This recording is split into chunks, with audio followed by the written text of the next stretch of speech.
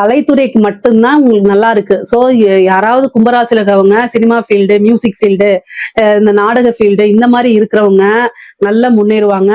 அதே மாரி திடீர்னு ஒரு ராஜயோக அமைப்பு இருக்கு. சின்ன ஒரு விஷயம் அதாவது ஓவர் நைட்ல ஒபாமா, அதே மாரி படு வைரல் ஆகுதுல்ல, அந்த மாரி விஷயங்கள்லாம் உங்களுக்கு நடந்துரும்.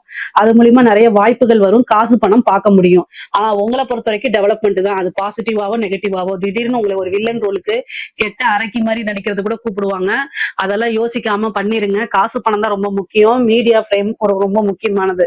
ஸோ இதெல்லாம் உங்களுக்கு நடக்கும். அரசியல்வாதிகளுக்கு நான் சொல்லவே தேவையில்ல. 4 கூடவே 12ல இருக்கு. உங்களோட பதவிய தட்டி பறிக்கிறதுக்கு, புடுங்குறதுக்கு, உங்கள இறக்கிட்டு அந்த இடத்துல வேற ஒருத்தர் உட்கார்றதுக்கு தயாரா இருக்காங்க. ராகு, கேது நல்ல பொசிஷன்ல இல்ல. சனி நல்ல பொசிஷன்ல இல்ல.